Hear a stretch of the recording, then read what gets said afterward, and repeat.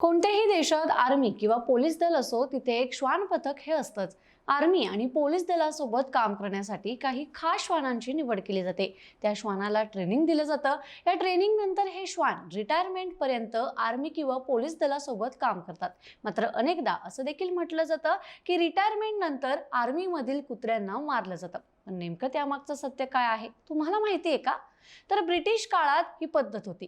British काळात आर्मीमधून एखादा श्वान निवृत्त झाला की त्याला मारण्यात येत होतं। त्यामागचं लॉजिक असं होतं की या श्वानाने अनेक वर्ष आर्मी सोबत काम केलं आहे, त्यामुळे त्याला देशाच्या अनेक गुप्त गोष्टी माहिती असतात। असा श्वान शत्रूच्या हाती लागला तर त्यामुळे देशाच्या सुरक्षिततेला धोका निर्माण होऊ शकतो, त्यामुळे अशा श्वानांना मारलं जायचं।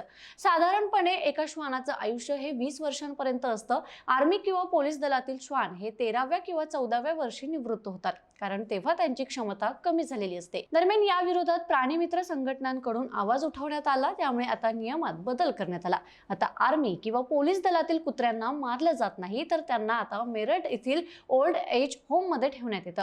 तिथे त्यांची काळजी घेतली जाते किंवा काही श्वान ही दत्तक देखील दिली जातात। आर्मी मधील कोणत्याही श्वान दत्तक देण्यापूर्वी त्याला पुन्हा एकदा सामान्य वर्तणुकीचं ट्रेनिंग दिलं जातं।